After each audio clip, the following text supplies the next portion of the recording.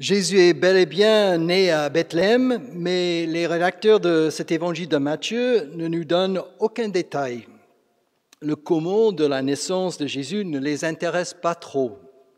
Ce qui les intéresse, c'est de montrer comment la naissance de Jésus accomplit les Écritures. C'est pourquoi nous voyons dans chaque scène de ce récit d'enfance des citations du Premier Testament montrant que Jésus est le Messie annoncé par les prophètes. Les rédacteurs sont également animés par le souci de montrer comment Dieu a déployé de gros moyens pour faire aboutir son projet. Dans chaque scène de ce récit d'enfance, il y a également l'intervention de l'ange du Seigneur en songe. Ces deux premiers chapitres de l'évangile de Matthieu sont donc habilement construits autour des citations bibliques et de rêves. Et dans le texte que nous avons lu, c'est également le cas. Nous avons une citation des Écritures et nous avons un rêve. Ce qui nous intéresse ce matin, en ce jour de l'Épiphanie, c'est de voir les différentes réactions que la naissance de Jésus provoque chez les personnages mis en scène dans ce récit. En effet, nous avons réuni dans un seul récit un homme politique, des religieux et des pseudo-scientifiques de cette époque-là. C'est une drôle de rencontre, c'est une drôle de danse qui pourrait avoir encore des résonances et des similitudes avec l'actualité de notre monde. Regardons donc ensemble ce que nous pouvons en tirer pour alimenter notre propre réflexion, pour alimenter notre propre démarche de foi ce matin. Prenons d'abord Hérode, l'homme politique. Pour lui, ce nouveau-né est un rival politique potentiel à éliminer. La question des mages inquiète beaucoup Hérode. Où est le roi des Juifs qui vient de naître ? Si un roi vient de naître, son pouvoir pourrait être remis en cause. Il faut donc agir vite pour supprimer ce rival politique potentiel. Et Hérode est habile en politique, comme nous le savons. Il a les autorités religieuses de Jérusalem dans sa poche. Il sait les utiliser pour arriver à ses fins. Il les appelle pour connaître la réponse à la question des mages. Mais il ne leur dit rien sur son projet néfaste. Il les manipule tout simplement. Les autorités religieuses sont heureuses d'avoir une place dans la cour des grands avec Hérode. Elles participent volontiers à ce jeu biblique. Elles donnent la réponse à la question posée. À Bethléem, comme disent les Écritures. Tous les moyens donc sont bons quand il s'agit de ruser en politique. Hérode a obtenu ce qu'il voulait. Il renvoie les religieux et il appelle donc en secret les mages pour essayer de les manipuler à leur tour. Il calcule l'âge de l'enfant par la date de l'apparition de l'étoile. Il demande aux mages de revenir lorsqu'ils ont trouvé cet enfant pour qu'il puisse lui-même aller l'adorer. Voilà une promesse remplie de cynisme. Mais nous verrons plus tard que les mages ne tombent pas dans le piège, comme les dirigeants religieux de Jérusalem. Alors, qu'est-ce que ce personnage d'Hérode pourrait bien nous dire ce matin sur l'actualité de notre monde et sur notre façon de vivre notre foi? Ces derniers mois, à travers la pandémie et aussi à travers les différentes manifestations de la violence dans la société, dans notre société, et également à la suite de décisions et de lois que le gouvernement actuel propose pour répondre à ces difficultés, à ces menaces, nous avons vu une sorte de danse. Une danse s'installe entre le politique, le scientifique et le religieux dans notre pays. Les danseurs de ces trois sphères de la société se rencontrent parfois, s'interpellent parfois, se laissent utiliser mutuellement parfois, se contredisent parfois et se marchent sur les pieds assez souvent. Donnons quelques exemples. Dans la gestion de la crise sanitaire, le politique s'est beaucoup appuyé sur le scientifique pour formuler sa stratégie. C'était bien. Nous avons vu les forces, mais aussi les faiblesses de cette démarche avec le manque de recul scientifique vis-à-vis de ce virus. Nous avons également vu le religieux, notamment peut-être l'Église catholique, qui a fait pression sur le politique pour lever un peu les restrictions au niveau des cérémonies, des cultes, des messes. Donc, cette danse entre scientifiques, religieux et politiques que nous voyons même dans la pandémie. Dans la loi de sécurité globale et dans celle censée renforcer les principes de la République, il y a aussi une petite danse qui se fait. Il y a pas mal d'inquiétudes exprimées par le religieux, notamment par notre Église.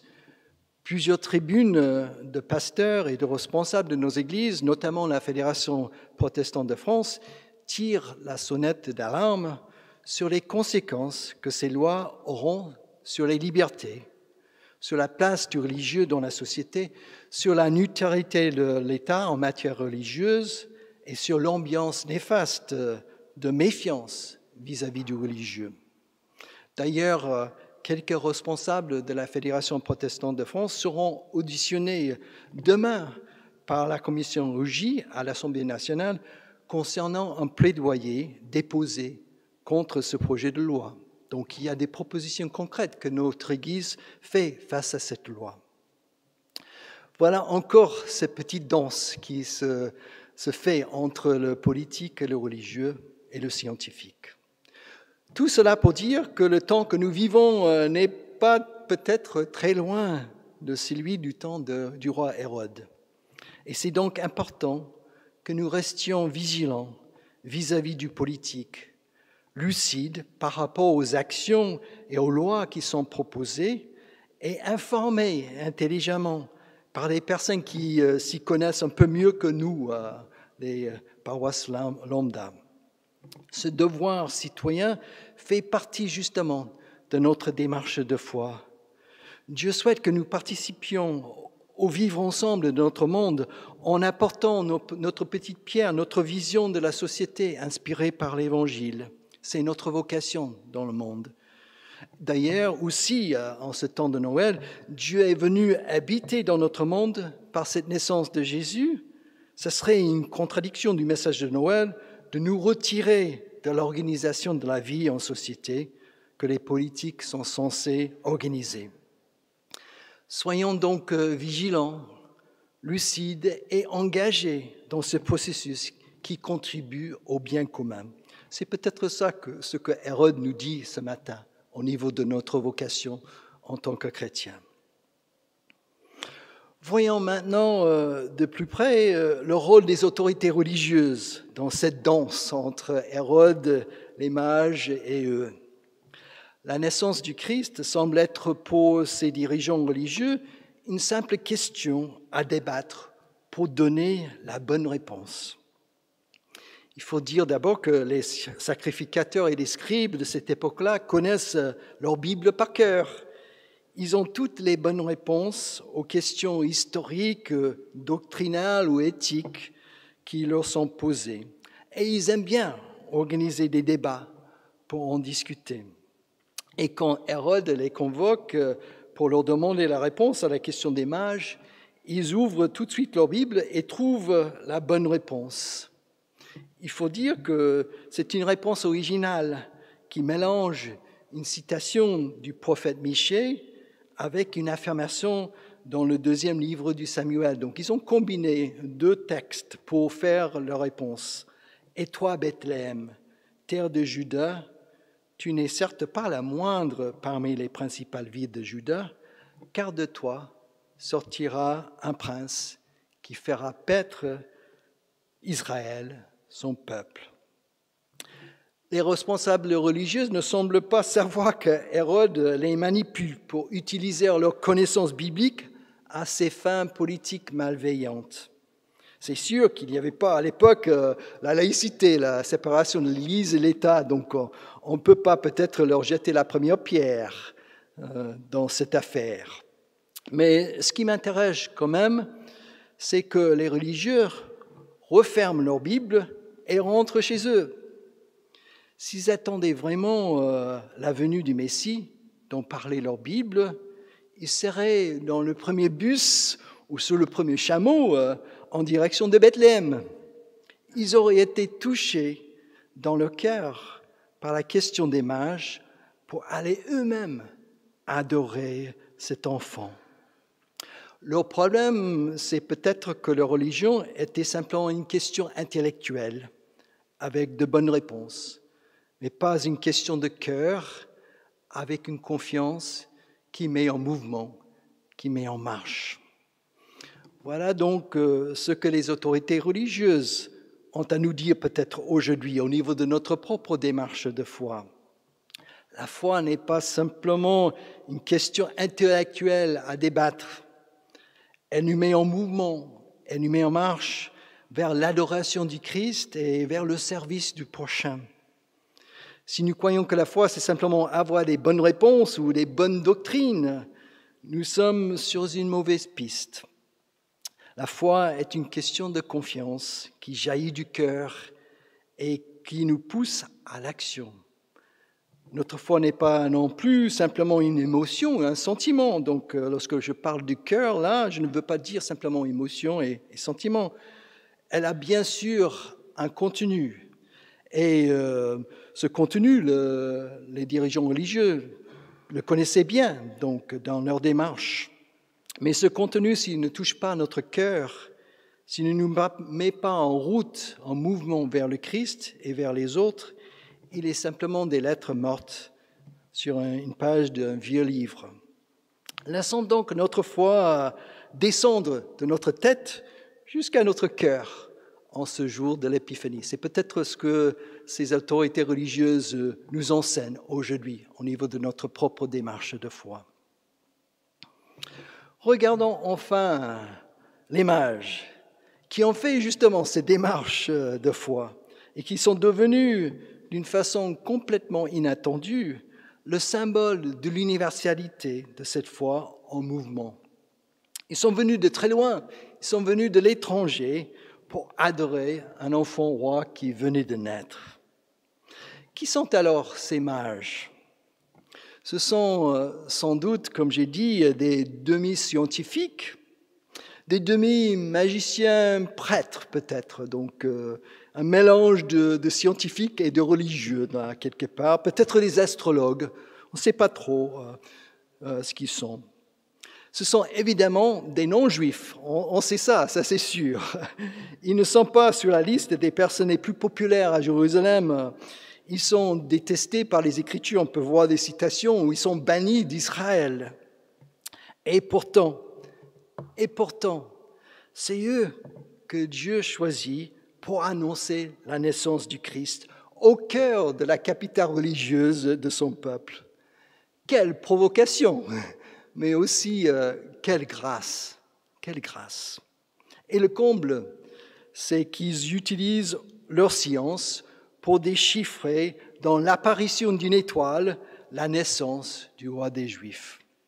Et ils ont suivi cette étoile dans une démarche de foi sans se poser de questions. Ils étaient habités par une chose, rendre hommage à cet enfant qui venait de naître. Et quand ils arrivent à Bethléem, ils éclatent de joie et se mettent à genoux pour offrir leurs cadeaux à ce nouveau-né. De l'or, de l'encens et de la myrrhe. 3 cadeaux sont donnés, mais le texte ne nous dit pas qu'ils sont 3. Je commençais ce culte en disant que nous sommes le 4e mage, mais on ne sait pas quel mage nous sommes ce matin dans ce temple, vraiment. Nous ne connaissons pas leur nombre. Mais ils représentent toutes les nations de la terre qui sont appelées à venir adorer le Christ. Oui, Dieu est vraiment à l'œuvre dans la venue de ces mages. Il a déployé de grands moyens pour les faire venir. Et il va évidemment leur parler dans un rêve, bien sûr, pour qu'ils ne retombent pas auprès d'Hérode pour être manipulés par lui. Ils continuent leur chemin autrement. Les mages sont évidemment aujourd'hui au cœur de ce récit. Ils symbolisent pour nous, en ce jour de l'Épiphanie, une démarche vivante de foi. Une foi qui sait faire la différence entre les faits de la science et la confiance sans preuve en Dieu. Une foi qui ne se laisse pas instrumentaliser par qui que ce soit. Une foi qui cherche inlassablement des clins d'œil et des signes de cette présence de Dieu dans notre monde. Une foi qui se met en mouvement, qui se met en marche pour répondre à l'appel de Dieu que nous entendons dans les Écritures. Une foi qui saute de joie aussi lorsque Dieu se fait connaître, lorsque Dieu se manifeste sur le chemin de la foi. Une foi qui suscite de l'offrande de notre temps, de notre énergie, de notre argent aussi, de notre service pour les autres et dans le cadre de l'Église. Une foi finalement qui écoute la voix de Dieu dans l'ordinaire et dans l'extraordinaire de la vie. Voilà les démarches de foi que les mages mettent en scène dans ce récit et nous proposent aujourd'hui, en ce jour de l'Épiphanie. Ce récit nous encourage finalement à entrer dans la danse perpétuelle entre le politique, le scientifique et le religieux de notre existence. Il nous aide à voir les obstacles, les pièges à éviter et les bonnes distances à tenir pour danser. Il nous propose un pas de danse qui permet aux danseurs de trouver leur équilibre pour qu'ils ne se marchent pas sur les pieds. Entrons donc pleinement dans cette danse-là en cette année 2021 et vivons notre foi au cœur de notre monde. Amen.